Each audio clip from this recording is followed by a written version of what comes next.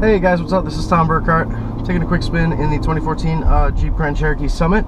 This is the 3.6 liter VVT V6 model, and it's pretty surprising. It feels outstanding inside, significantly better than any Jeep I've ever ridden in. But it also feels pretty familiar on first sitting.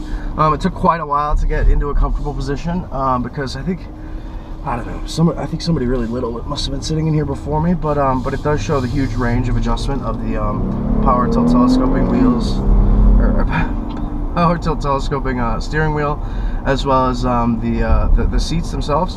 The seats are pretty bad though. They are, the leather and the materials in here is like I said, significantly, I mean, barely even comparable to any previous Chrysler product you would like to mention. The open pore wood in this premium, this loaded Summit model is pretty nice. It looks a little better in pictures than it is in real life, but it is. But again, in terms of versus what came before, it's so much nicer. And this is still obviously a really, this is a special feature that comes on the really loaded models. This dark and sort of like hyper suede headliner is really nice. It feels fantastic and looks really good too. There's stitching on the dashboard in sort of like a brown. This car obviously has brown leather and like a brown theme. That's pretty cool. So it's got this inputs right there in the seat for the media controls.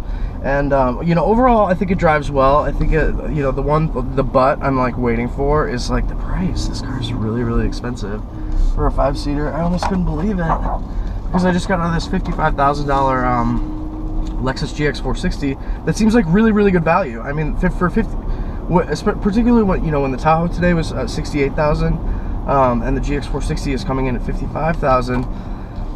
With 7 seats and a big V8. So for this V6 Jeep, so this is a Jeep Grand Cherokee 2014 Summit 4x4, and it has a base price of $51,195.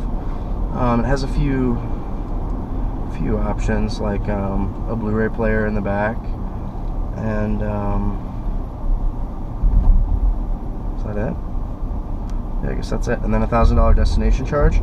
And the price is $54,000, which is, I guess it